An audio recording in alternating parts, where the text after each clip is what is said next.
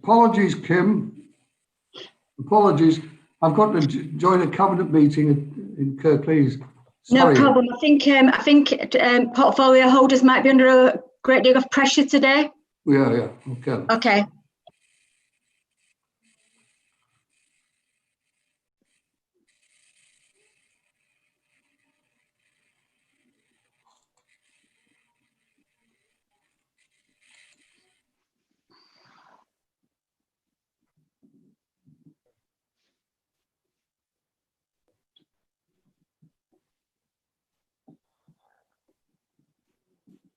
Hi everyone, just to confirm we are live streaming now. You are on mute. Thank you, Councillor Kaushik. We'll just give it a couple more minutes and start dead on 11. Just waiting for a few more people to join.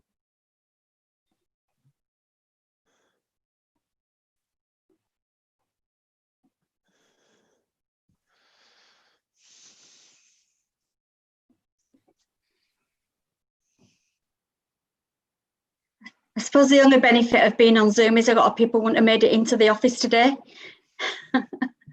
That's the only. That's just what I said yesterday, Kim. I know. I just want to get back now to normality, but I'm sure we all do.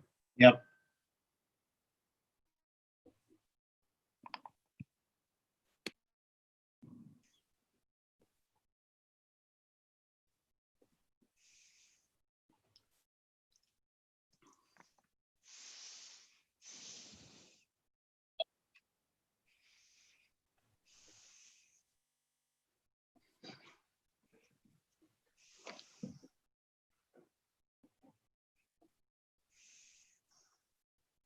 Morning, everybody. Right. Nice to see you all.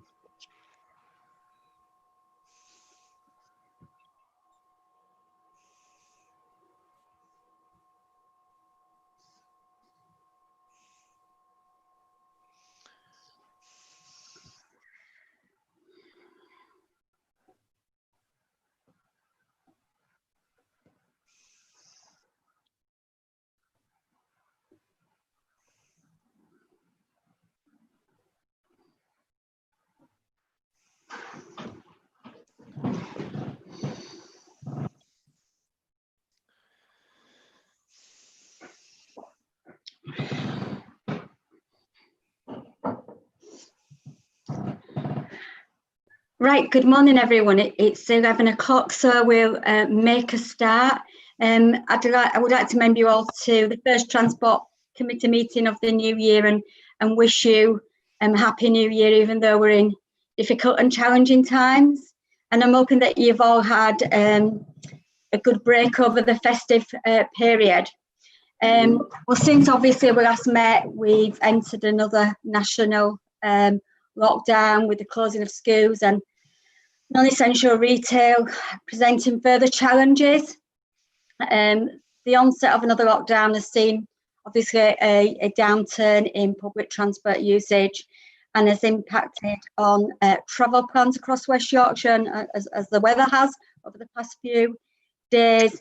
But it's of great importance that we continue to work together closely as we have done over the past few months to ensure that we can recover public transport when the time is right.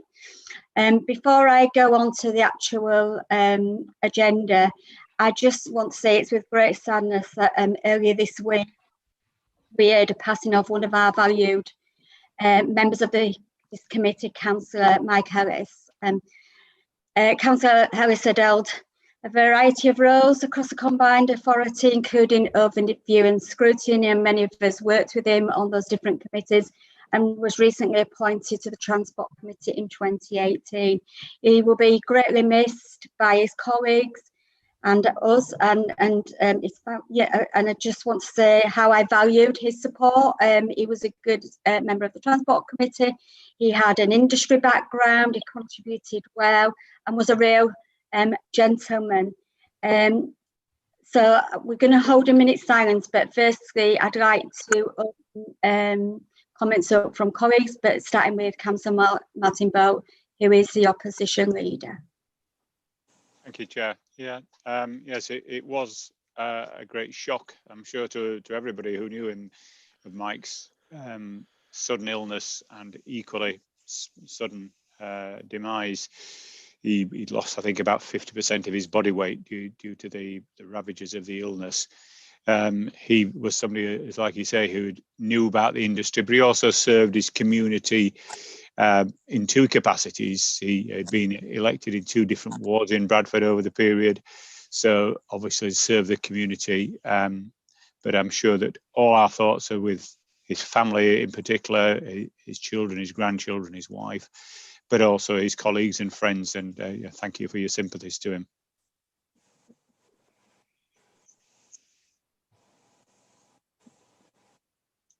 Chair, you are on mute again. Sorry, you think I'd know by now. I'm looking for anyone else, if anyone's wanting to speak. If not, I will move to the minute silence, and Ben will tell us when a minute is up. Thank you.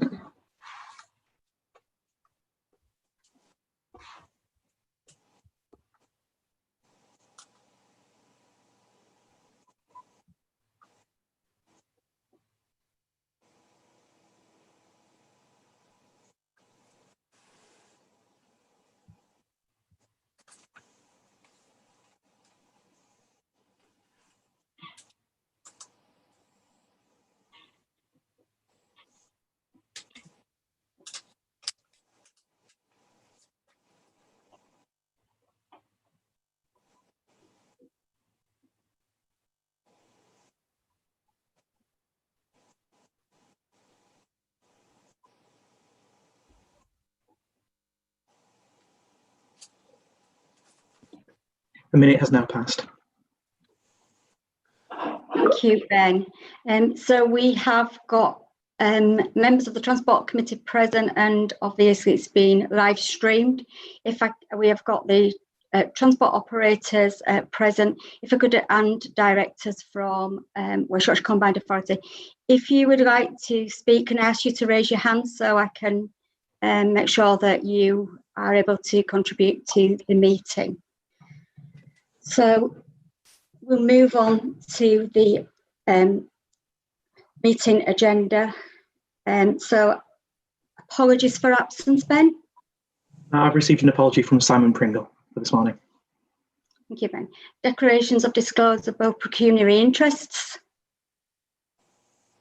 I'm not seeing anyone signalling to say that they have any exempt information, possible exclusion of the press and public, Ben. None today. Okay, thank you. Then can I ask Transport Committee members to review and agree the minutes of the last meeting? I do, Chair. Thank you. I'll take silence as a acceptance. So we will move on to item 5, which is the Urban Transport Group presentation. I'm really pleased to welcome Jonathan Bray to the committee today, who has agreed to attend and update Transport Committee members on the work that the Urban Transport Group do.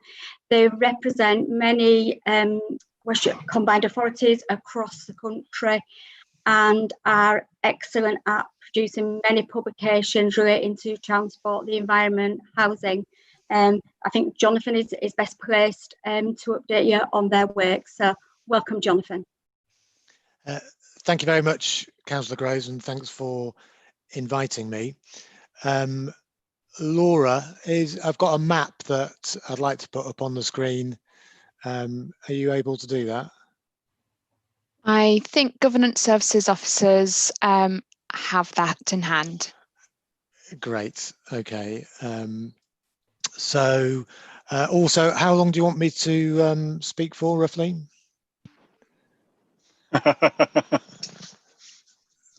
Was it about 15 minutes? Sorry, you're on mute, Councillor Chair. Groves. Yeah. 15 minutes will be fine. 15 minutes. Okay. Well, I'll stay off mute. please shut me off if I start to go on too long. So I'm Jonathan Bray, Director of the Urban Transport Group. So what is the Urban Transport Group? So we're a network and a representative body for the city region transport authorities. And hopefully on the screen you can see who is in this Urban Transport Group network. So we have our 4 members on the left-hand side, with obviously WYCA there. It's the former Passenger Transport Executives plus Transport for London. So those are the full members and they make up our board. We also have associate members you can see on the right-hand side.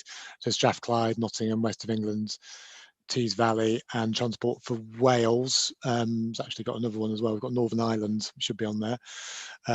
So we've got quite good coverage, but we mainly represent the city region transport authorities. So you can probably take that map down now. Thank you. And so one of our members obviously is the West Yorkshire Combined Authority. So Ben Still is on our board. So what do we do? I categorise it as 3 things. The first of which is to network our members so that they can learn from each other. Because we've got many people who are doing a similar kind of job in each of our member organisations. Maybe it's planning rail services, maybe it's finance, maybe it's legal, maybe it's active travel. So we have a series of working groups to bring people together so they can learn from each other, but also importantly to be able to co-commission. So instead of each organisation commissioning a pretty similar report around a similar topic from the same consultants, we can combine and do things collectively and save money for our members in the process. For example, we've just done a collective national metropolitan bus model, the most sophisticated one that's available. So all our members can use that to help plan their future bus services rather than commission that separately at cost. That's the first thing we do. The second thing we do is to make the case for our members and make the case for urban transport. That mostly boils down to can we have more funding and can we have more powers? And that used to boil down to can we all be a bit more like Transport for London? Perhaps less so now. They're getting a bit of a hammering on their finances, but the principle in terms of the aspiration is to have the fuller range of powers that Transport for London has and that kind of funding certainty that they've had in certainly in recent years. The third thing we do is provide thought leadership on urban transport. So we try and join the dots between where we are now and where we might be in the future, given transformative social, environmental, economic trends, but also join the dots between the kind of cities and towns that we want to see, greener, happier, more prosperous places, and how transport can contribute to that. So those are the 3 things we do. Obviously, we are currently in a national emergency because of the pandemic, and we've been able to repurpose the network pretty quickly to support our members during the COVID-19 crisis. So much of our time is spent on this now. We have weekly board level calls, and then we also have a call with senior staff at DFT. We have a bus group that meets twice a week. We have groups meeting regularly on finance, on light rail, on heavy rail, on virus suppression, on organisational development, on legal and active travel. And quite a few of these groups have regular attendance from senior people at the DFT. So we are trying to ensure that all our members are up to speed with what's going on the national scene on COVID, that we've got a common channel into government as a collective of transport authorities. We also produce regular bulletins and briefings and open to all seminars on things like the research that the DFT is doing around ventilation and virus suppression on public transport. We've got a session coming up next week around the different scenarios that our members are working on in terms of how quickly patronage might recover and what the effect that might be on their finance. So that is taking up a lot of our endeavours, and rightly so. I think in terms of some of the key challenges of the pandemic at present, I think firstly is the uncertainty. I suppose we were all hoping that 2021 would start rather better than it has. There's a lot of things we don't know. We don't know how fast the rollout of the vaccination program is going to be. So we've got a lot of uncertainties we're facing, but perhaps it's beginning to shape a little bit this week and hopefully next week. I think to pick out a couple of key challenges, I think the first one is around funding for public transport during the pandemic and beyond. We have been successful collectively in securing sufficient funding to keep bus and light rail services going, but there's been some cliff edge moments. There's been some last minute negotiations with Treasury and DFT, which we've been helping to coordinate to get to that position, but it's still perilous. We still have bus funding on an 8-week notice of withdrawal. For those of our members of light rail systems, they're looking to the end of the financial year. But we've also got what happens after, or at least when we're over the worst of the pandemic, as patronage comes back, because it seems highly unlikely that patronage is going to get back to where it was before the pandemic anytime soon.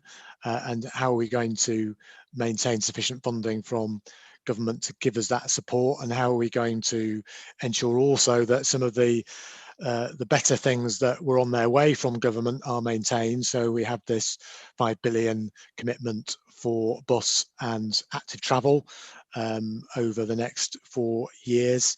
The danger is some of that gets eaten into by the revenue support that we need during the pandemic, but we need to build a bridge between where we are now and what will hopefully be a greener recovery, of which public transport will play a key part. So there's a lot of thinking and discussion going on around how we maintain funding during this period, during this the lockdown, but also how we build that bridge to the future. I think there are concerns that the Treasury is continuing to take a short-term approach, a cliff edge approach, looking to pull out as soon as it can. That's something we're definitely up against, and we'll need to keep working together to make an effective case, and indeed with mayors and leaders, because we've had close working with the M9 group and collaborated with them around their representations and meetings with ministers. So that's one thing. I think a second thing is to what extent we're going to be looking at a rebasing of the standards during the pandemic around virus suppression. So the social distancing, of course, are we going to see the government wanting social distancing standards to go up from where they are now back to 2 meters? We do not know yet, but so there'll be obvious implications and ramifications of that. There's also, we do a lot of sharing around the tactics that people are using to ensure vehicles are clean and hygienic, that the protection for staff is in there. But I suppose one of the things we all need to grapple with is the fact that the virus is airborne, and ventilation and airflow issues are very important. It's not all about surfaces by no means, and there's some very interesting work that TfL have done in particular around modelling airflows in buses, and that led them to additional modifications for drivers' cabs to protect drivers, and they've been sharing that work with us. But I think we'll see, I imagine, more pushing from staff and their representatives, and rightly so, to ensure that the standards of protection for passengers and staff are appropriate given the greater infectiousness of this strain, plus also the greater prevalence we're experiencing at the moment. So just to move on to get away from COVID, which is always a pleasure, to give you a flavour of some of the kind of normal business of what we do and what we're still doing. We're still trying to maintain output in other areas too.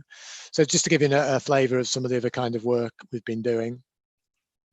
So, for example, we did a report not so long back around towns, transport and towns. A lot of focus has been on transport and cities, but in our areas in West Yorkshire, obviously a lot of post-industrial towns, and we did a report looking, because there's not many reports about transport and towns, lots about transport and cities, not many about towns. So we did one, which is available on our website, which was looking at the kind of measures and ways in which transport policy can support towns and help them to thrive.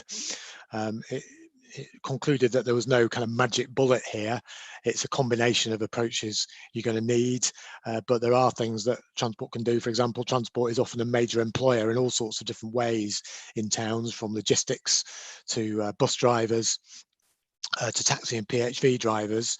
So if the transport industry as a whole is providing good training and support and a fair income, then that is something that can help support town economies. There's also the role of stations and interchanges as gateways, as attractive gateways to towns, but also as wider hubs for business and community activities. And we actually launched this report at an event at a round table at Backley Town Hall, with a follow-up reception at, well, reception is probably a grand word, but lunch at with the friends of the amazing Friends of Batley Station, at the Batley Station itself. So that was really good to be able to anchor it in West Yorkshire.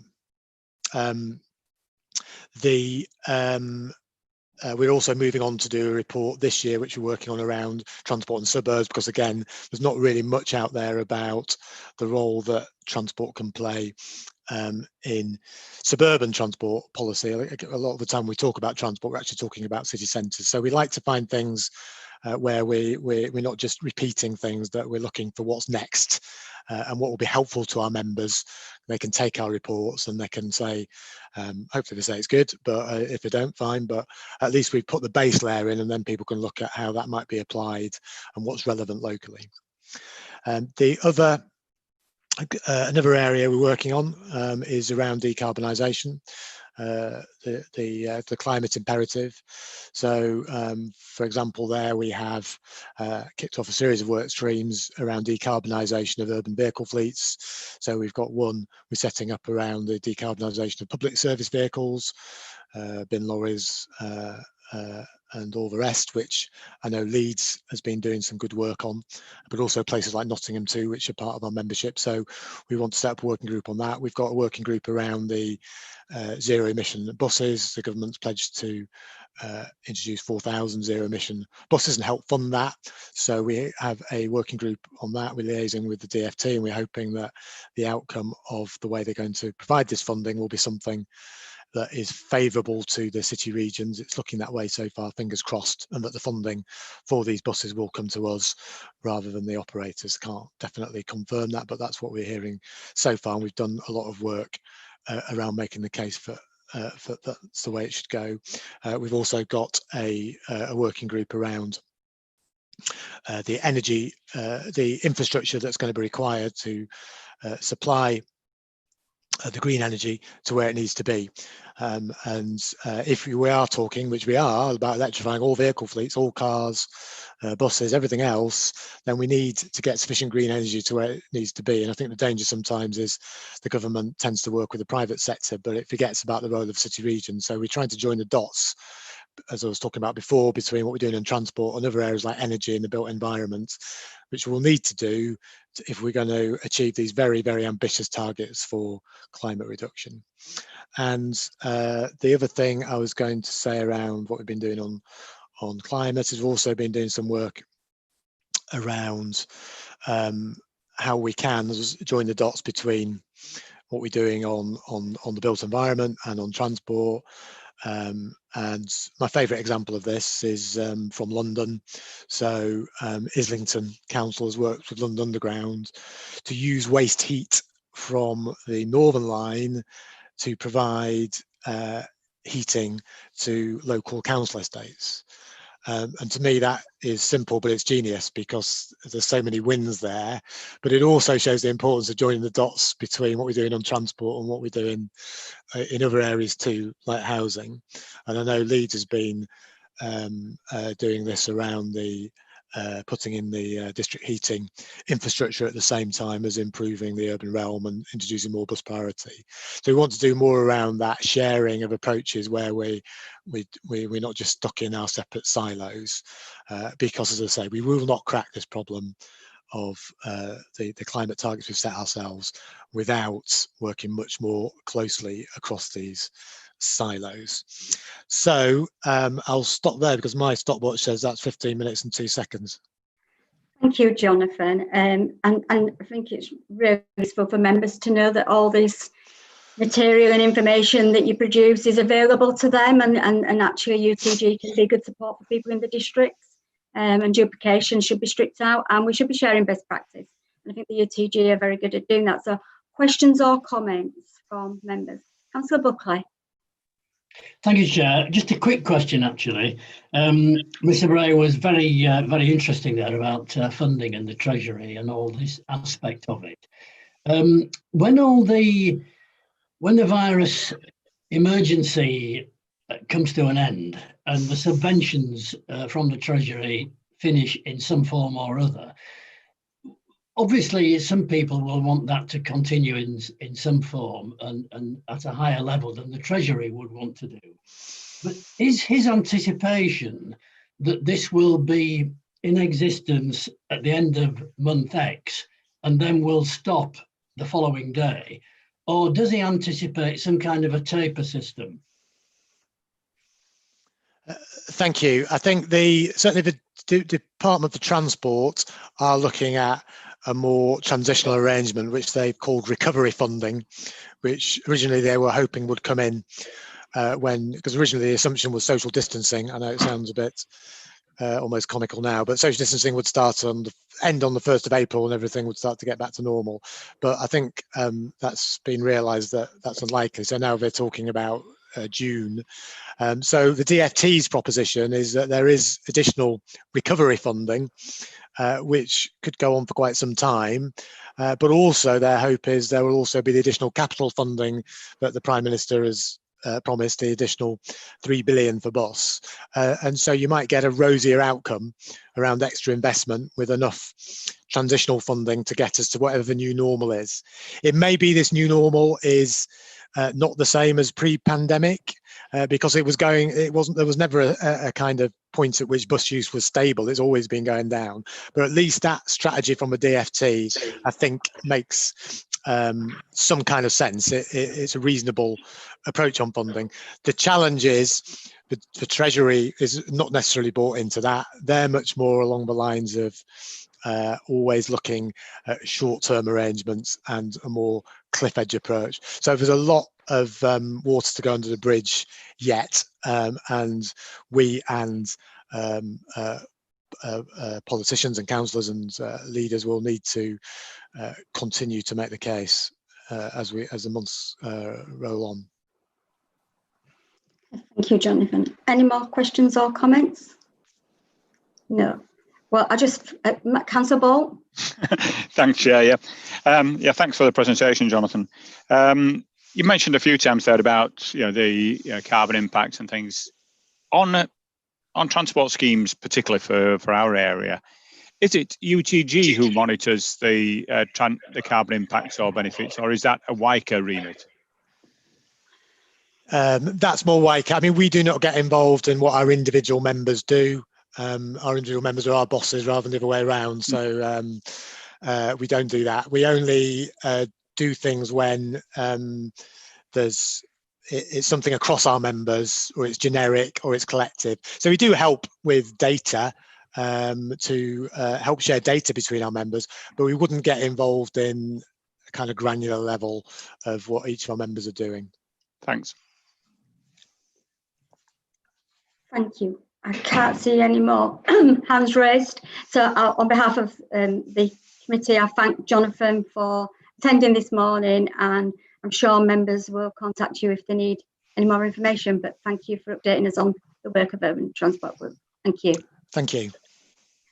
So we move on to item 6, which is the COVID-19 impacts and recovery. I've already mentioned this, that we've obviously entered a second lockdown, which impacts on the speed of the recovery. I'd really like to sort of acknowledge and note the work of the research done in this report by our intelligence team.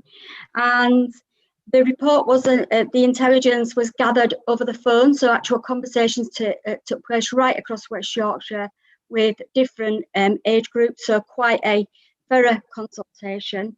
I think it's important to note here the shifts towards the car travel, which is something we need to address as part of our carbon reduction pathways going forward.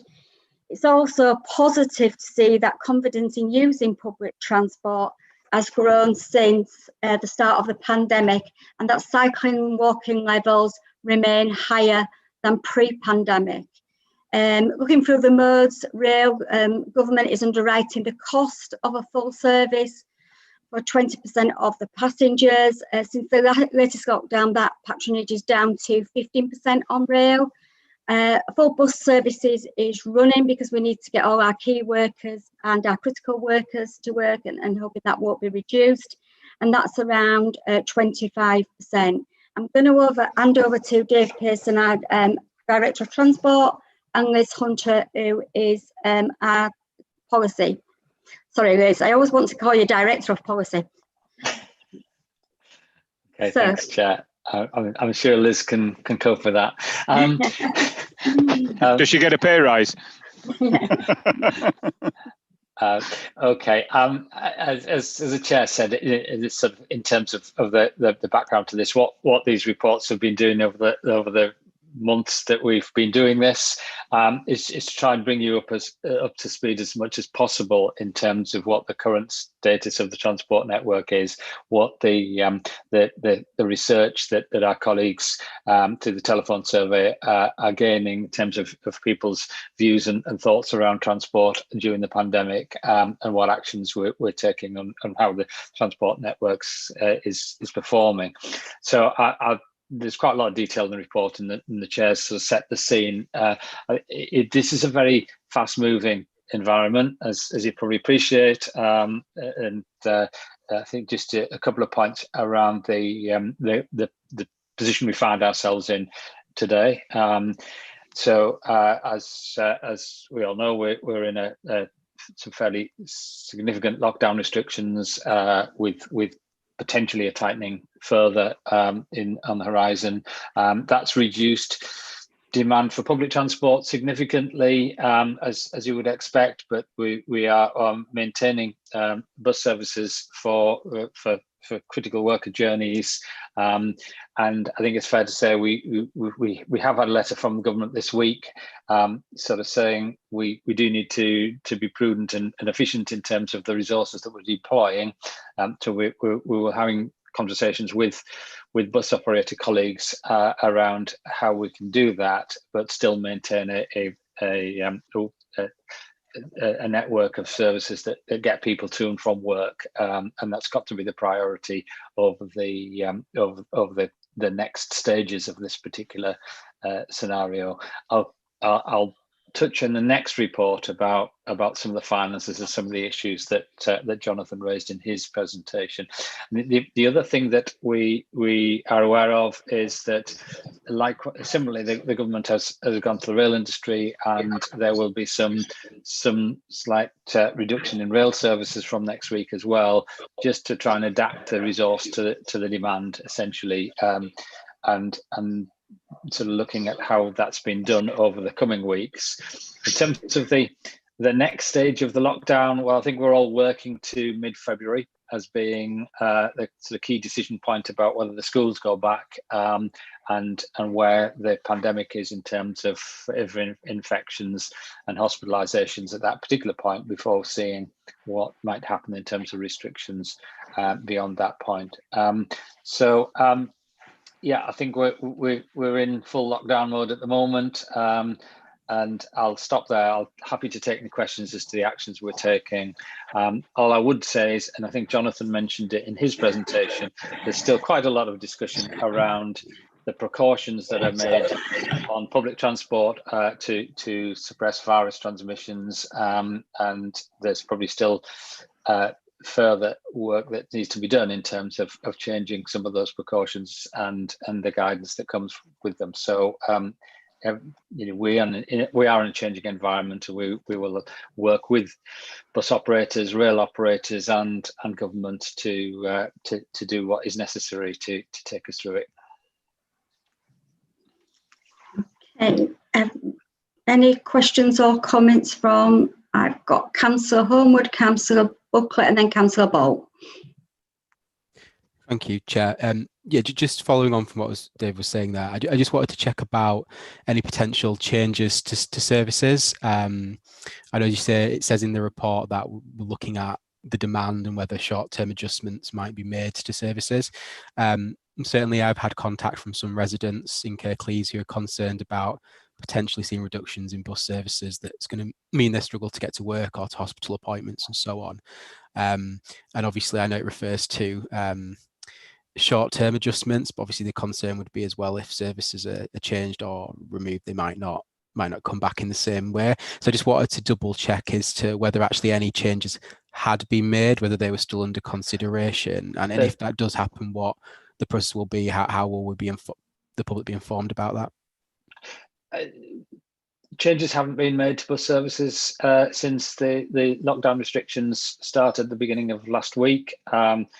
We are discussing with bus operators what the next steps are in line with the government view. But I think just to reassure Councillor Homewood and others, there's no real intention from any of us to want to take services away for key workers getting to work. I don't think that's anything that we need to do.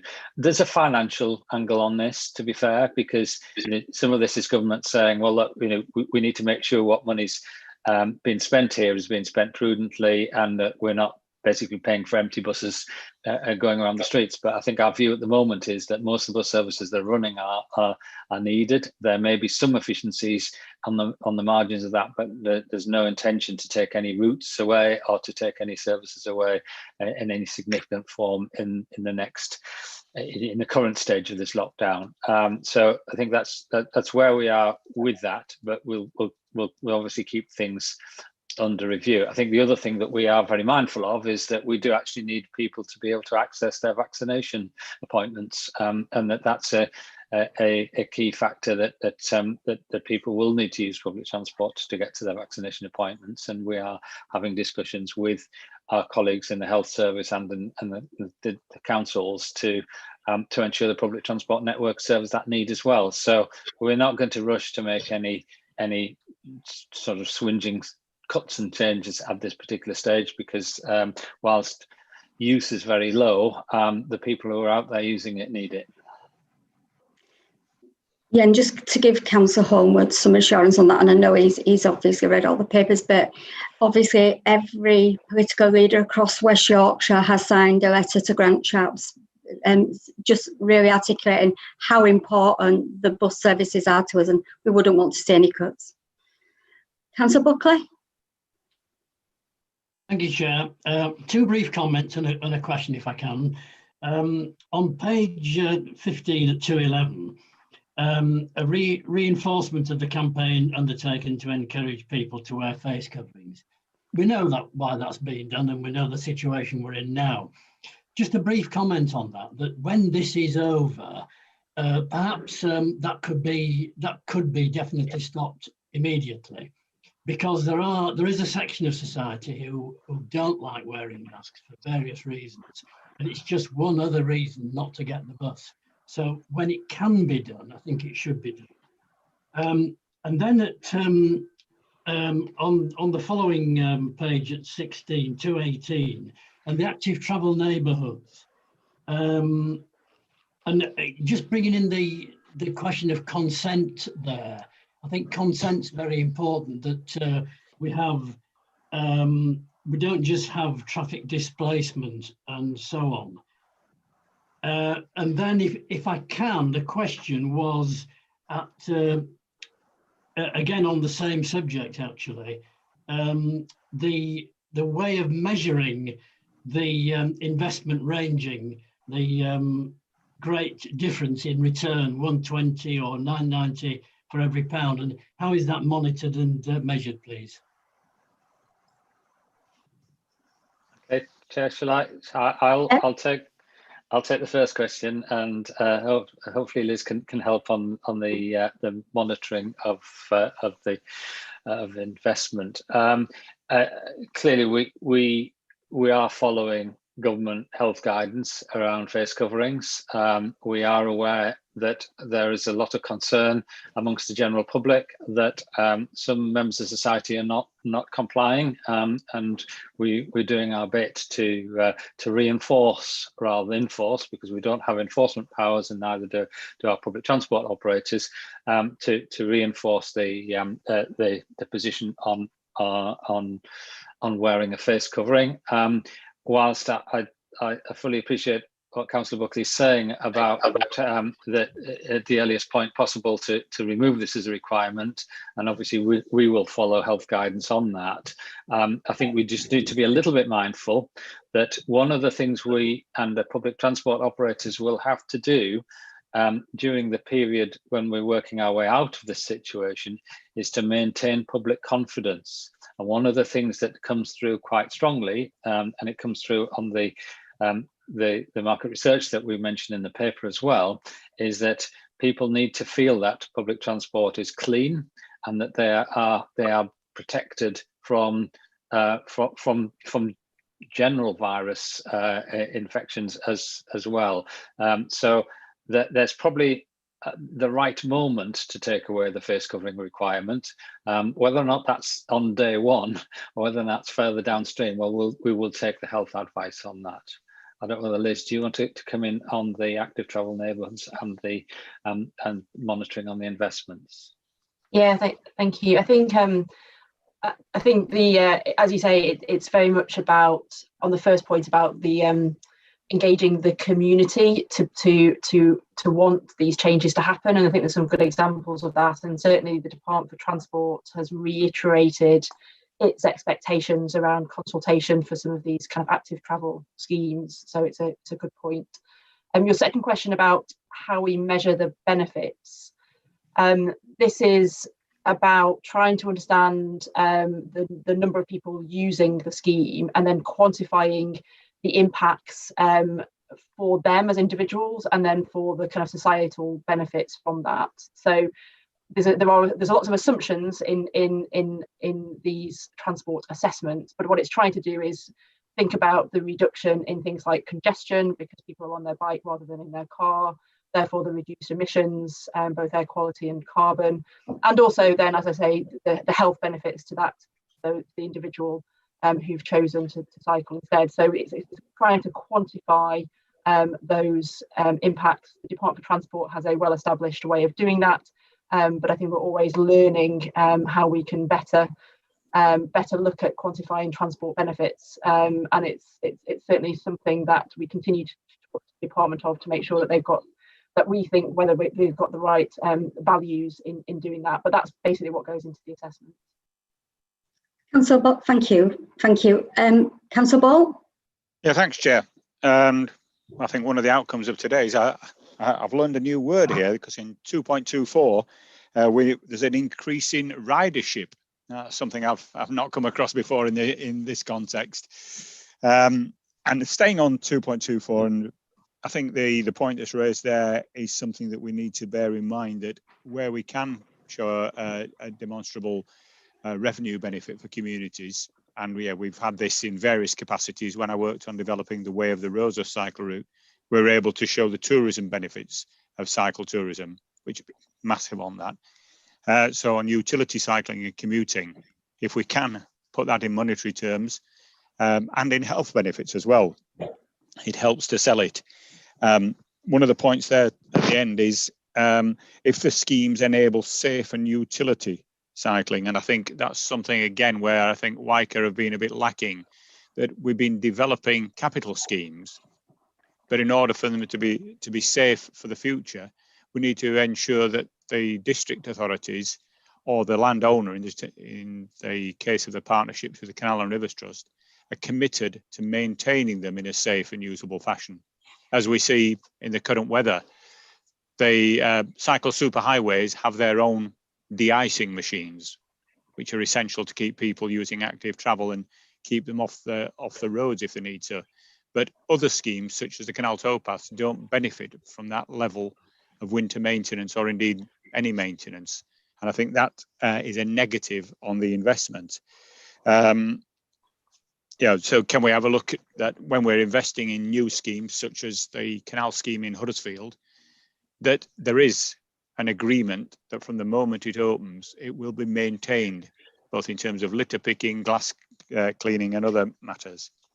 We've got, obviously we look a lot on data, and as has been said, I think we have to have some kind of a caveat that thankfully there has been an increase in people using active travel over nearly the last year now. I know that at one time, local cycle shops were talking about potentially a 6 to 8 week wait for repairs and servicing because of the number of people who were dragging bikes out of sheds and using them. So that's been extrapolated into usage.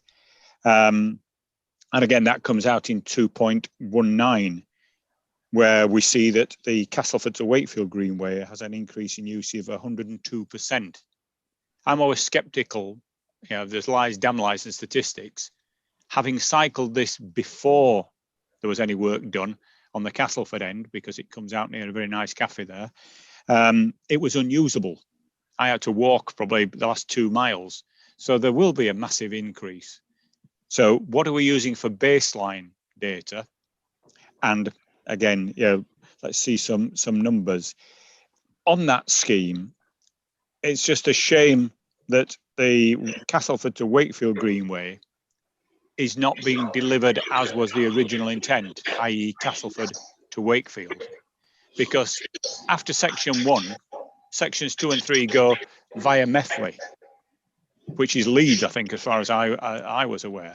Yet there are, as Kevin will know, there's areas around towards Wakefield Centre there where there was some industrial work ongoing. There's the next section after the Castleford, between Castleford and Stanley Ferry, where you go back onto a rough canal path. And we should have delivered the scheme in its original intent so that we could have got people off the road, because I've reported on several occasions the dangers on Newmarket Lane, which I'm not sure if that's Wakefield or Leeds. For some reason, there's some old railway lines across the road at the bottom of a steep hill, which is a danger to cyclists, but for many people, you have no alternative. So can we have an agreement and a promise that the original intent to allow people a nice, flat, safe route from Castleford to Wakefield is going to be delivered? And I think, as I say, you had some caution. 2.17, it's good that it says all districts are engaged with schools. Could we have a report back on what is being done in several areas so that we can look at best practice in it and try and embed them in our own communities? Because there are certainly certain areas where in Kirklees where people want to see active travel to schools, but there hasn't been much done in that respect. And I'm sure many people have problems in their areas of complaints from residents about parental parking outside schools when they're operational. And so active travel would help that. So the report is to be welcomed, and I think there's a lot more that we can be done and some reports and caveats on that. Thanks, Chair. Thank you, Martin, for that. And we'll make sure that we can get some reports to the district committee on the work that is taking place by our active travel colleagues. And there's so much work going on that it might fill the agenda. What I would say on the Castleford Greenway, we'll take that away. Certainly from my visits, and I know councillors who represent that area, it is a state-of-the-art scheme, and it's a really pity that we cannot measure the walking on there, because the walking equally matches the amount of people that are cycling.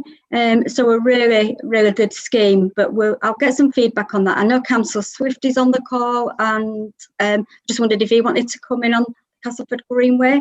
because I'm not aware of the issues that you're raising. I think just to say that the Castleford Greenway is a really, really good project. It's really good. Joe might have a bit more to say. The next it comes closer to the patch of Wakefield that she represents. Just in passing, the bit of railway track that I hope Martin's bike didn't get caught in it. It's actually it's what's left of the mineral railway to the old Newmarket Silkstone colliery that closed many, many moons ago. Yeah. But just to demonstrate that we can't always work on exact boundaries about what's in Leeds and what's in Wakefield. Newmarket Lane's in both. It crosses the boundary just near the M62 bridge. And I think sometimes we can't be too parochial about exactly where a piece of investment takes place. I think certainly the further work on that section of Greenway in the direction of Wakefield is something very much to be welcomed. But I think as we sit here at the moment, I think I'm saying that we're very, very pleased about what we have got, and kind of, so, you know, putting the emphasis on the glass being half full rather than half empty. Yeah, definitely. And I would just say to Councillor Bolt, everybody shares your ambition for maintenance of cycle schemes and pavements, but you know as well as everybody on this committee that funding is the problem. It was a Cinderella of transport was cycling, but no longer, and we will see funding being devolved down. And we have to deliver state-of-art schemes, as we will not get the funding. So hopefully that might, you know, set the standard. However, what about the funding for maintenance to local authorities? I'm going to bring Councillor Cahill in then. Thanks, Chair. And some similar point to what's raised, actually. I mean, I was going to touch on the welcome schemes for walking and cycling across West Yorkshire, really. There's obviously the active travel neighbourhoods in Leeds, but there's a lot been going on around all the different districts to increase that. The point I want to agree both with yourself and with Councillor Buckley on there is we've got, when you look at some of the benefits and the growth that we're seeing, a lot of that is focused on the cycling growth and the return on investment on the cycling lanes. When you look at the walking schemes, we don't seem to have as much of a handle on those figures.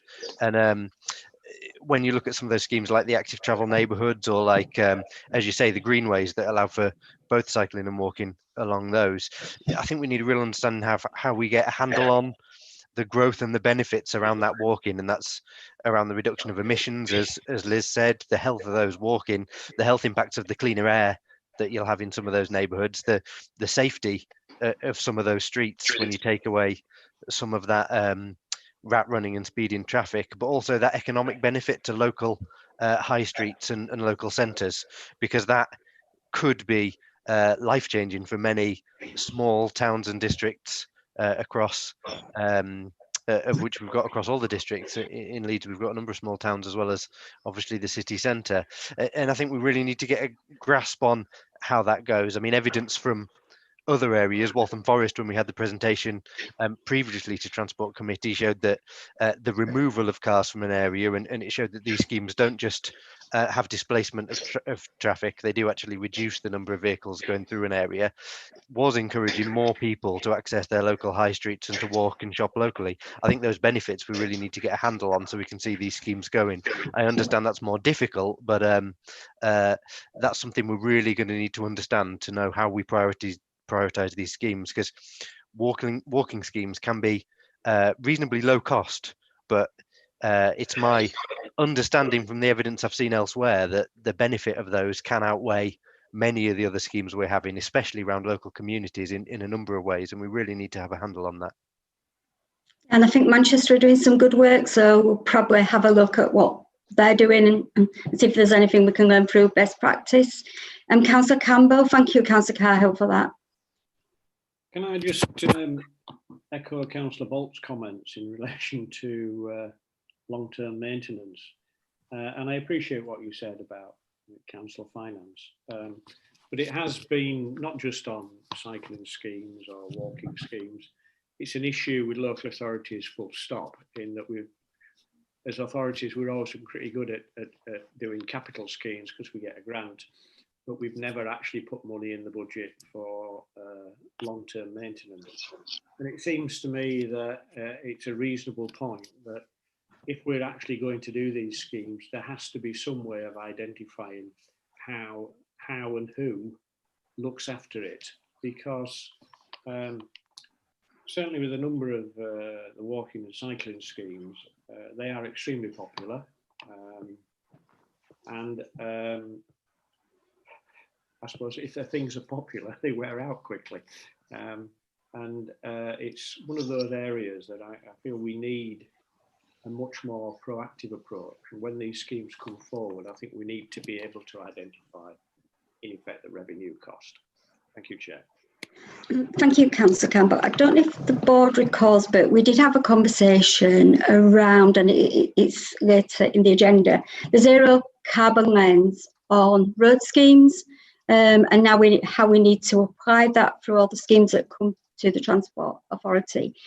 And I think there's a conversation, probably, if the board agrees, to have with government, because I agree that we can't keep going and asking for funding, but actually reallocation of funding of schemes that do not meet the zero carbon as is put on them, meet those expectations, we should be able to reallocate that money, whether it be to bus priority corridors or maintenance of walking and cycling schemes. So if that's something we agree on today, I'm happy to take that forward. Councillor Bolt? Thanks. Just to come back on that, and I mean, the issue about maintenance was thankfully something that we resolved on one of the most successful schemes 20 years ago, the Spen Valley Greenway. We built in a maintenance aspect.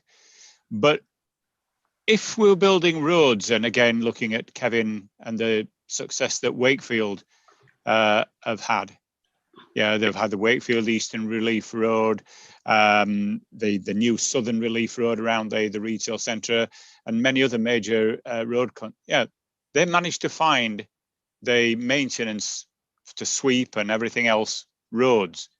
If we're going to be serious about active travel, the same consideration needs to be given. Yeah, if you can build a new road and sweep it and make sure that it's gritted in winter and things, then yeah, we can look after the more vulnerable users, walkers, cyclists, and indeed horse riders as well. So yeah, as I say, yeah, there's got to be some fairness and parity, that if we can do it on a major scheme, and if you build a new motorway, it's all done. Yeah, there's money somewhere, whether we build it into the bid originally that we want so much capital and let's see some revenue, or whether the understanding is with district councils that in the case of one that we're looking at, the £2.4 million Bradley to Brighouse cycle scheme, if West Yorkshire gives Calderdale and Kirklees 2.4 million, are you going to support that? And indeed the Canal and Rivers Trust, whose land it is, are you going to support that with maintenance? And I don't think we've got any idea of what that maintenance cost would look like over the years, but I do think a good place to start would be when we put the zero carbon lens on road schemes that maybe already have allocated funding. If they were to be cancelled, can government allow us to use that money to meet our policy areas, whether it be on bus priority or maintenance of cycle and walking? When we continue to do the surveys, if there's still in a year's time, 12 months' time, the information that we're getting back is that people are going to continue to use the cars to go in city centres and towns, and I think we've all got a problem. So you will take that away. And any more? I'm looking to see if we've got any more questions or comments. Liz, did you want to come back, Dave, on anything? I think just to add on this maintenance issue, I think that as the committee well know, there is the difference that government put on capital spending versus revenue is where some of this really is tricky to kind of unpick, because you build your capital schemes, but if you're revenue poor, then that's exactly what you need to do that the kind of ongoing maintenance. So I just completely agree, and we continue to try and talk to government about this, but revenue seems to be the thing that's quite tight for yourselves as well as for government. So just to add that into the mix. Okay, thank you. So if there's no more questions or comments, I can't see anyone. The committee note the report, and we'll take away actions and we'll feed them back at the next Transport Committee. So we're now on to item 7, which is the bus COVID funding. So the report highlights that we estimate that the funding gap for West Yorkshire could be as much as 1.5 million per week, and that would reduce the speed that passengers are able to come back. There is a risk then that we move out of COVID restrictions, and that bus operators, we've got bus operators on call today, so at the meeting, may reduce services just at a time when we need to support them, the economy.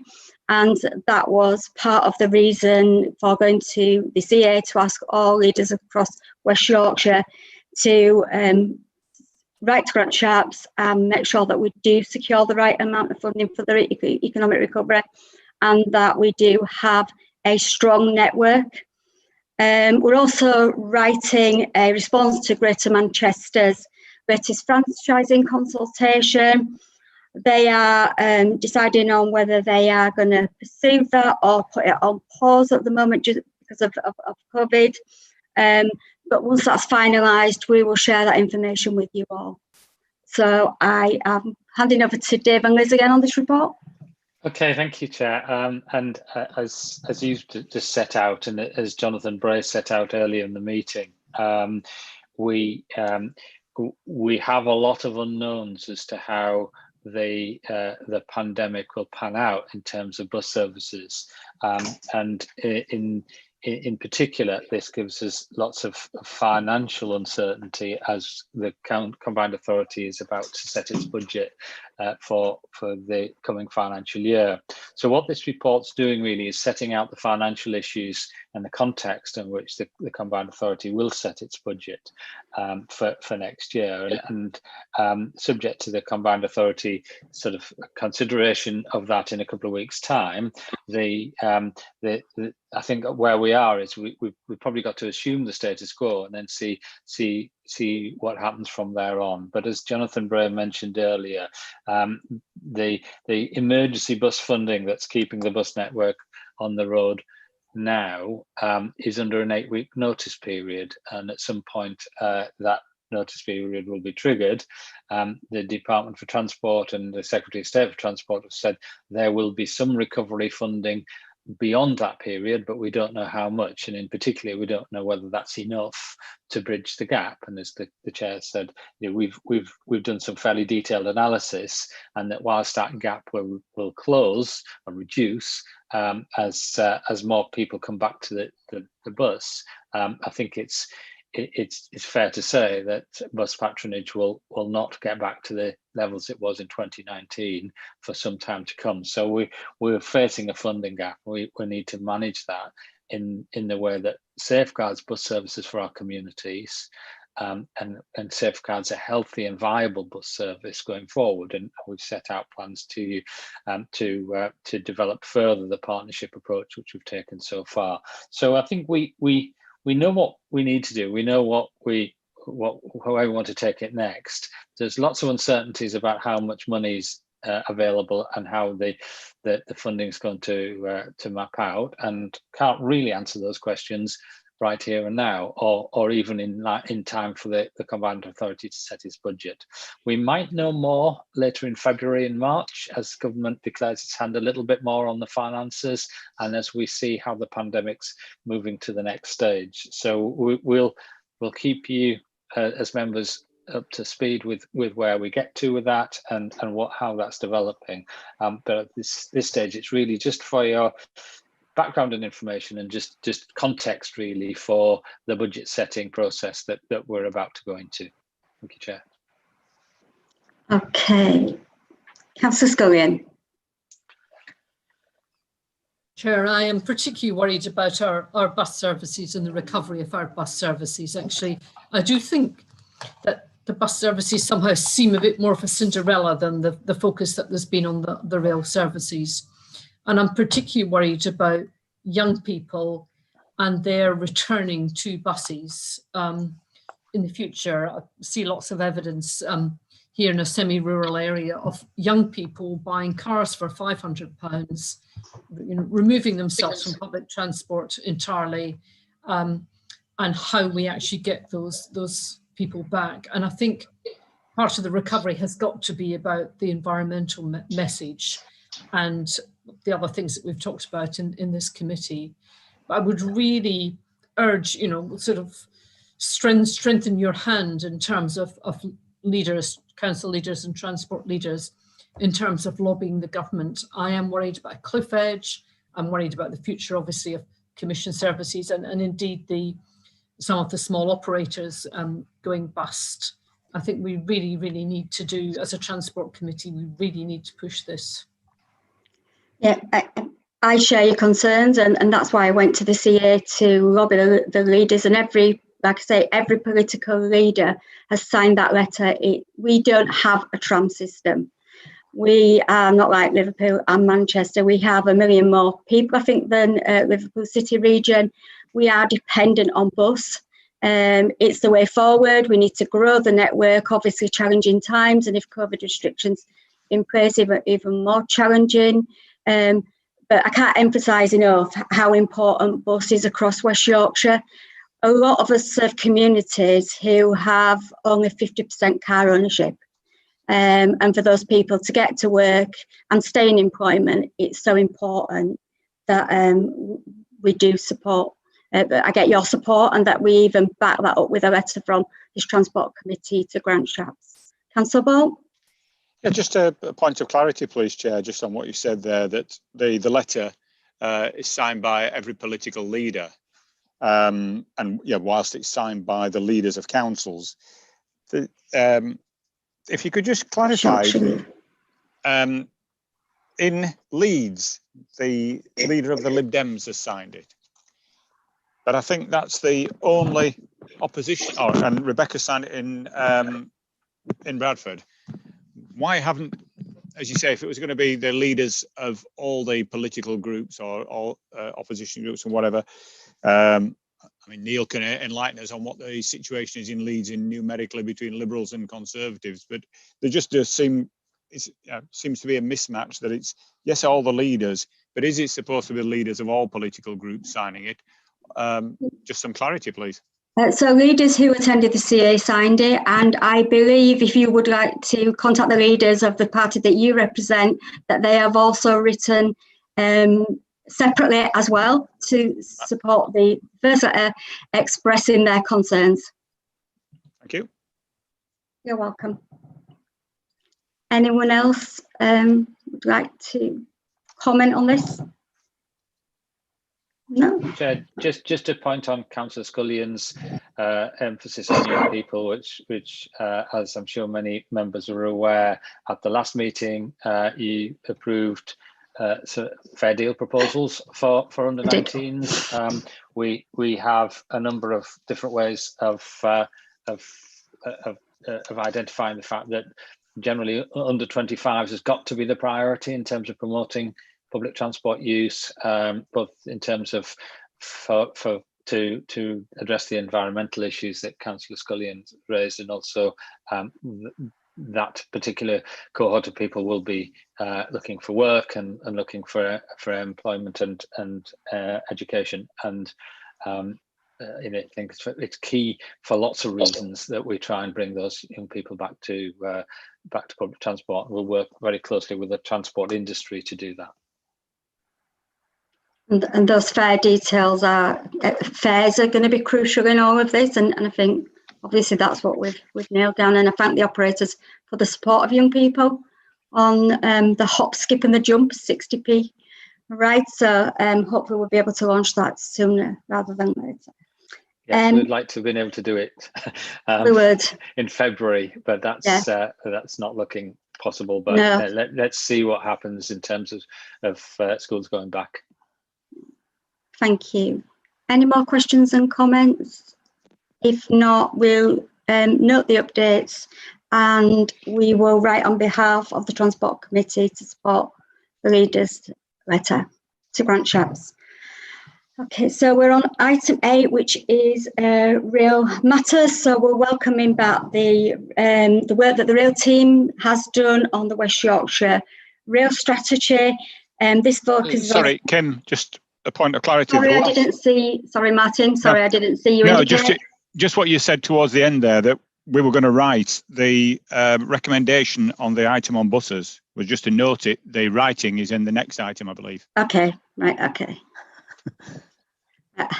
Well, good. I'll re-emphasise the message in the next item as well for you, Martin. There you go. So in support of the combined authority, we've commissioned some work by Steer to do the technical work on the rail vision and bring a degree of independence to this process. So the paper also looks to endorse a letter to the government expressing our concern and opposition over the National Infrastructure Commission rail needs assessment. We feel that the report does not address the needs of our region and does not commit the major rail projects needed to deliver a 21st century rail network in our region. Lastly, the report also seeks the endorsement from members of the input into the Union Connectivity Review call for evidence. So I'm going to hand over to Liz on this one. Thanks, Councillor Groves. So as I think the committee will probably like to focus quite a bit on the rail needs assessment, given I think it's real importance to our region. And hopefully the paper sets out where we think we are kind of majorly concerned about it. You know, you may have your own views on that, and we would definitely like to hear them. We think that whilst it was called a rail needs assessment, we don't think it actually says what the needs of the rail for the North are, particularly around all the things we've talked about already in terms of carbon and rail's role in helping support the reduction in carbon, and our economic growth post-COVID and levelling up in particular. And so the leaders have already written expressing their real concern about what this might mean for the integrated rail plan, because as you all know, this is very much the NIC are inputting into that integrated rail plan, so it's still within the government's gift to make their own choice about what they want to put into that integrated rail plan. So the leaders have written expressing their concerns about the NIC's input and calling on the government to do as it says in 217. And a copy of that letter is attached. But again, depending on your comments today, you may feel that you also want to express your views on the work to government. So that's really, I suppose, I would imagine the main topic of conversation. But as you say, there are other elements in the paper which update Transport Committee on things like the spending review and the changes to the budget around rail enhancements. And also last time we talked a little bit about the Northern Powerhouse Rail strategic outline case, and Mark Roberts kindly kind of updated, and we said we would put that into the paper today. So yeah, happy to take questions or comments, and for you to let us know your thoughts on the rail needs assessment, and we can reflect that back into government. Okay. I'm not sure if Mark, you want to update us on conversations that took place for Transport for the North, because obviously I've not had any feedback on that. Thank you, Chair. I just raised my hand to offer a similar update. And I guess I just wanted to say there was a Transport for the North board meeting that happened yesterday. And the rail needs assessment was discussed in the public forum, and there was extremely strong and vocal agreement that the rail needs assessment is inadequate. It was one of the most passionate and consistent board meetings that I've certainly witnessed of TFN. There was very vocal agreement with the TFN's proposed approach. And this is to state that, you know, the suggested funding that comes from this rail needs assessment is just nowhere near sufficient to deliver on the levelling up agenda. You know, and it goes further to say, you know, the North seems to be being asked to make a choice between NPR and HS2.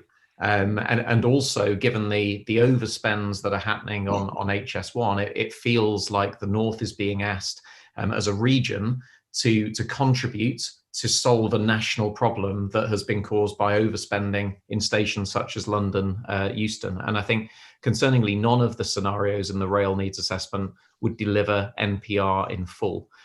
So at the board meeting, there was agreement that TfN would draft a statutory letter made public, shared with MPs, whilst also seeking an urgent meeting with the Secretary of State.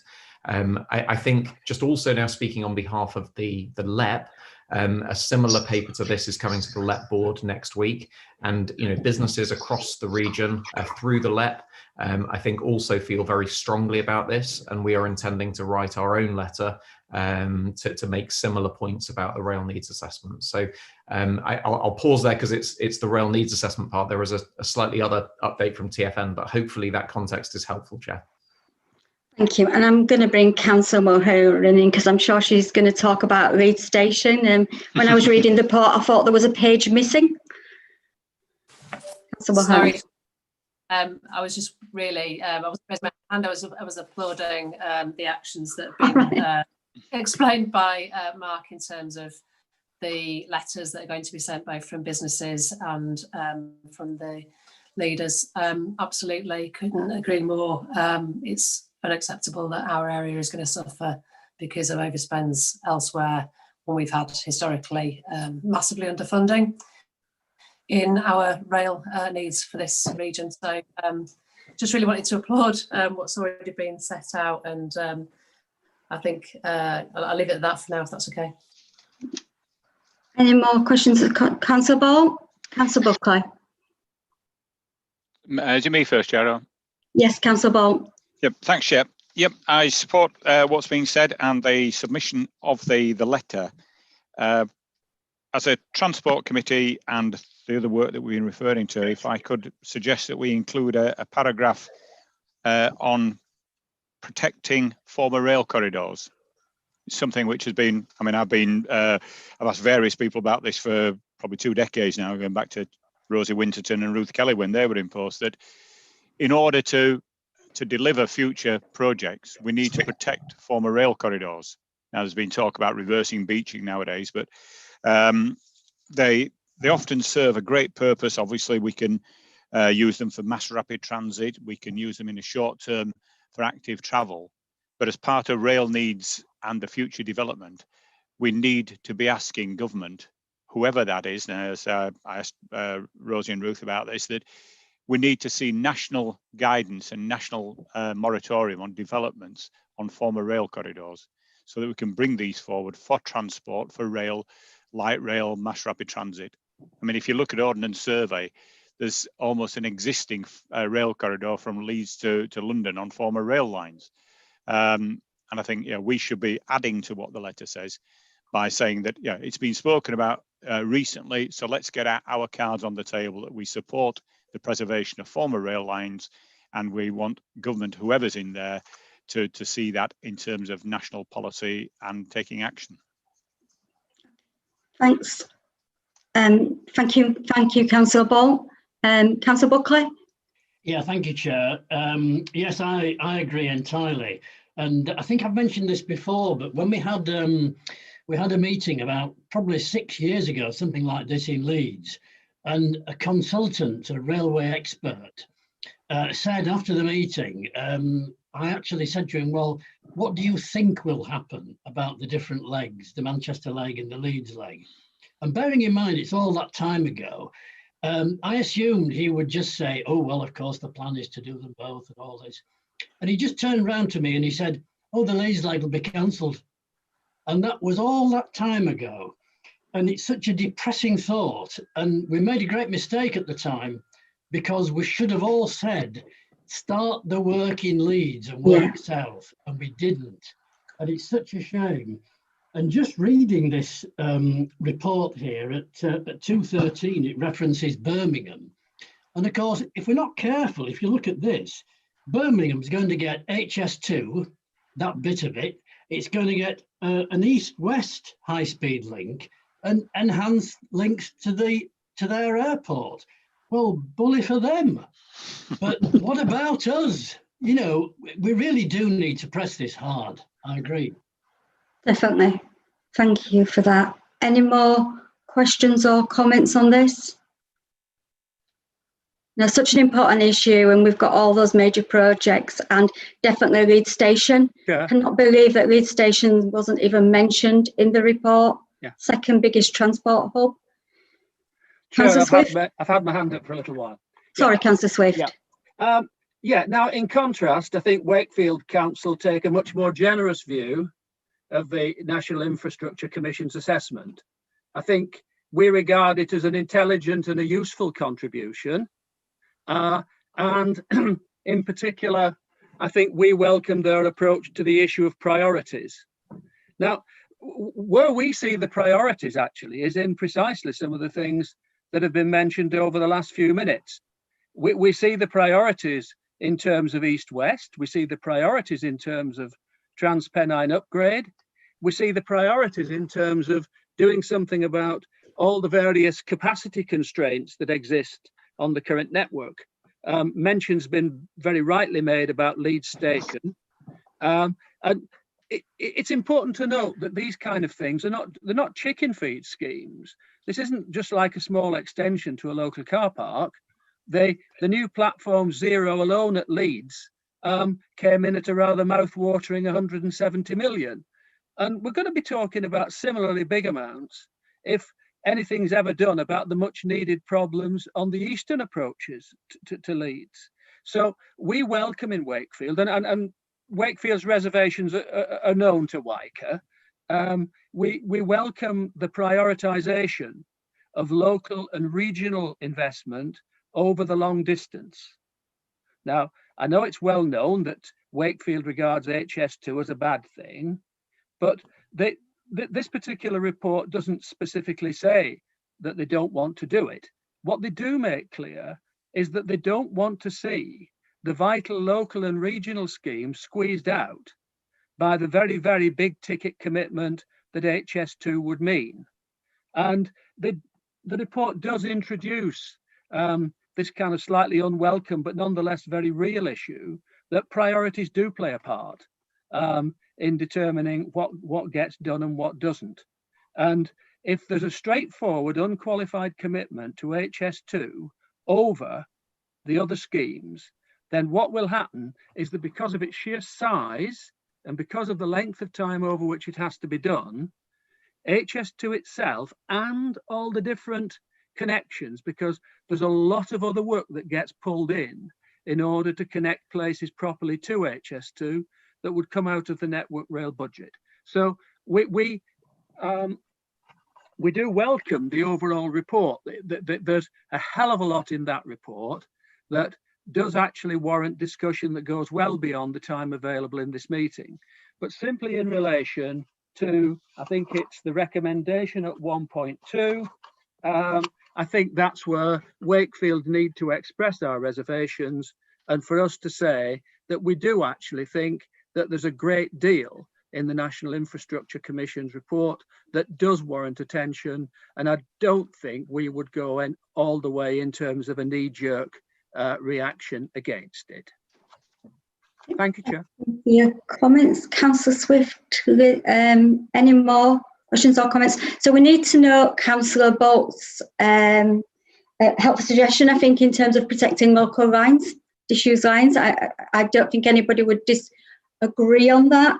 We need to know Wakefield's views on this, and that I am taking it that you will not be supporting the letter that we're going to send. Okay. I would expect to abstain on that. Okay, all right. Yeah, I'd like to note my abstention as well. Thank you, Councillor Hetwood. Councillor Cahill, did you want to come in? Yeah, I was going to just come in a little bit on the point you made, certainly around Leeds Station. Obviously, when we're looking at any growth in rail in the area, Leeds City Station is the second busiest station in the country and the busiest station in the north. And I think investment, regardless of what investment comes in terms of increased routes around the north, Leeds Station is really the hub that brings that all together. And I'm sure many will agree that although the station has improved with the works we did to the entrance that were temporary works, Leeds City Station is not really the fitting welcome to the city that all of us would like to see, and the welcome to the region. And I think it deserves a lot more. And it is a shame not to see it highlighted often as much as others. It is the busiest station in the north. It is Leeds's flagship station and the entrance and gateway to the north, but also it restricts a lot of what can happen around rail, both suburban rail, both national rail and cross-regional rail, no matter which particular route you're most focused on. And I think it really does need highlighting that is a priority for the entire West Yorkshire region in order to get routes out there. I agree, and I think in terms of the people being left behind in the north, but actually as a country, we're shamefully invest in the infrastructure that is needed for a green and clean recovery or an economy to recover. So it's really important that this infrastructure is committed to. It really does concern me that the report has been given an envelope of money and schemes have just had to fit in. And the north has been left behind on this one.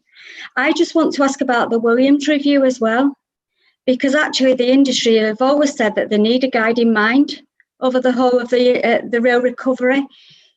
Will it ever come to light? Because it's been going on and being delayed, and where is it?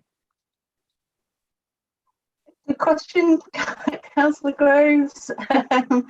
We continue to try and find out from the department when it might come out. Each time we talk to them, it's kind of push back.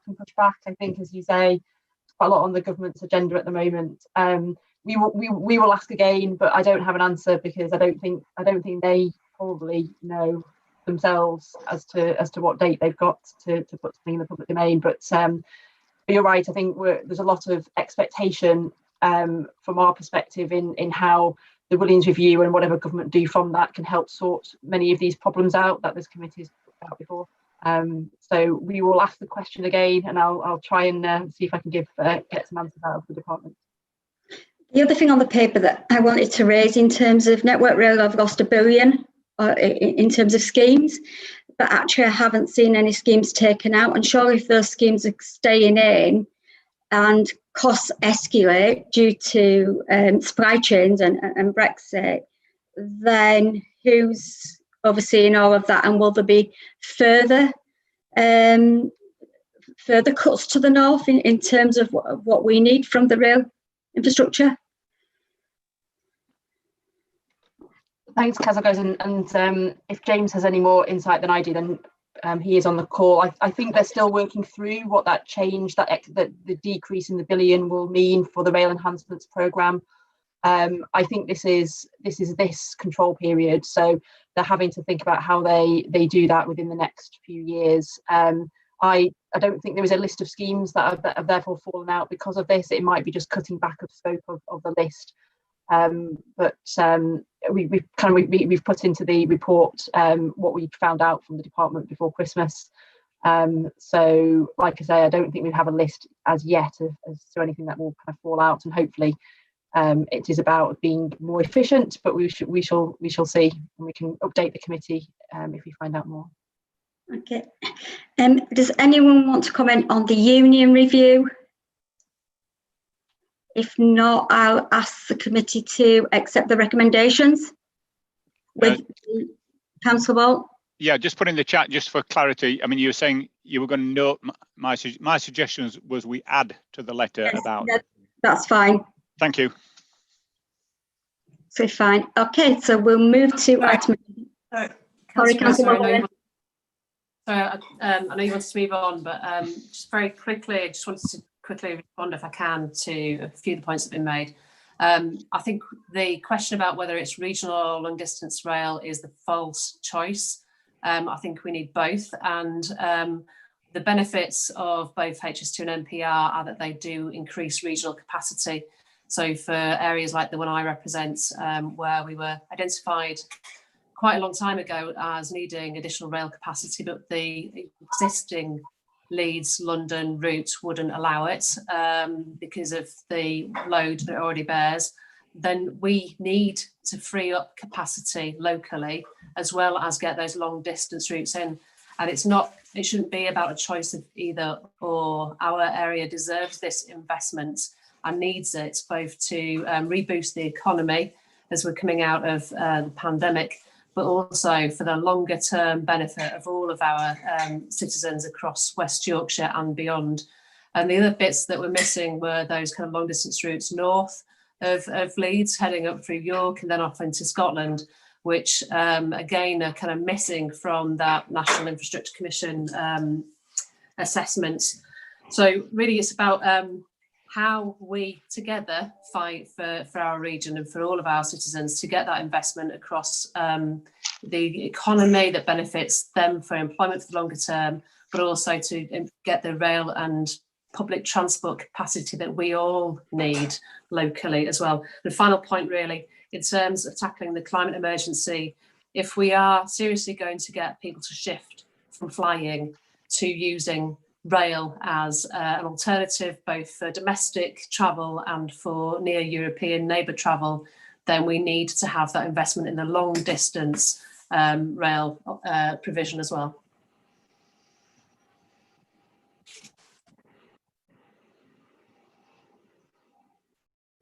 Sorry, thank you, Chair. You're still on mute. You're on mute again, Kim. Thank you, Councillor Mulher. That reads that really complemented the union review, the last point that you made. So thank you. I'm sorry that I didn't see you indicate. So we will move on to, if anybody else wants, item 9, which is the carbon impact assessment. So would like to welcome the work on, we spoke about this many times, on assessing the carbon impact of schemes. This looks at methodology and supporting toolkit for assessing carbon emissions and clean growth impacts of new schemes that are being developed. The Combined Authority has appointed Matt MacDonald to carry out this work for us, and a technical steering group of officers from West Yorkshire councils and York has been established. So I'm going to hand over to, and I think that's about to enter the third phase, I'm going to hand over to Aaron Rees, our Director of Strategy. Thank you very much, Chair. Yeah, and I in turn, I have Matthew Page on the attending the meeting today, who is leading this work. As you've said, we, as you all know, declared as a region a climate emergency and have set a net zero carbon target for 2038. We have also published a set of pathways last summer, which set out across several sectors, including transport, what needs to happen in order to hit that target. A crucial piece of the puzzle is how you properly assess schemes, both transport and non-transport schemes for carbon. And this work is all about improving the way that we do that. So Matthew's going to give a bit of an update. I think there are some key things coming. So there are several elements to this. One is how this tool will enable us to shape future programs and future investments. So as we move forward with the devolution deal, ensuring that the investments that we are making all contribute towards that net zero carbon target. There's also an element of how we apply it to schemes that are already in the system, and because there is a need to assess what we're currently investing in and decide whether they should proceed or, well, based on firstly, we shouldn't prejudge the outcome of those assessments, but if there is an indication that schemes show that they would increase carbon emissions, then there will be some decisions to be taken around. So for instance, do you proceed as is? Do you proceed but with offset? Do you amend the scheme? Do you do something different? So this is all about helping to improve our assessment of carbon in our decision making. I'm going to ask Matthew, Chair, if that's okay, to just say a little bit more in slightly more detail for the committee about where the project has got to. Thank you. Oh, thanks very much, Alan. Yeah, very much as you say, work is progressing on an important element of our response to the climate emergency. and that is assessing the carbon impact of the investment decisions that the combined authority makes. So at the moment, we have some proposals for how this might be done, which have been proposed by our consultants. The next stage is to firm these up a little bit. And then the stage after that is to start applying the methodology to the schemes that are currently in our assurance process. And we're hoping to do that over the next few months. All at the same time, of course, we're hoping to incorporate the carbon impact methodology into our current assurance processes, both at the initial early stage where we're making decisions about whether schemes should even be developed or not, but also in the slightly later stages where we're looking at business cases, we're looking at quantitatively assessing the carbon impact of schemes as they progress through that assurance process to make absolutely sure that the decision makers have all the information they need about the carbon impact along with all the other impacts of schemes in order to make the right decisions about schemes going forward. As Alan says, we have a big task ahead of us, and that's to look at the carbon impact of those schemes that are currently going through the assurance process. But we hope to deliver that over the next few months. I think that's all I'd like to say at the moment, but I'm very happy to take any questions that members of the committee might have. Thank you, Matthew, and really welcome this work. People are always asking what we're doing, so pleased that you've been able to bring this here today. Councillor Cahill and Councillor Buckley. Thanks, Chair. My questions have been answered in part. First, I just wanted to very much welcome this work. I know this is work that we've all been looking forward to seeing, so thank you for that. I mean, in terms of analysing schemes, the carbon impact and the contribution to solving the climate emergency should really be the most important factor. So it's really good to see this work strengthening that. And yeah, one of the main points I had around it was to ensure that this work was embedded into the early stages, right from the early stages, should I say, of developing schemes. So assessing options, prioritising routes, etc. So we're not only choosing the best schemes, we're then choosing the best options, ways to deliver them, and the most carbon effective way of delivering them, even down to the materials and such. Because I think, as we all know, this is an emergency that we've put, and we all need to be doing as much as we can.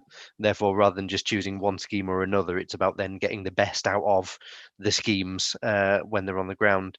My second point really was then around already consented and already funded schemes. I think thanks for that assurance that this will be applied to really all the funds we've got in the pipeline.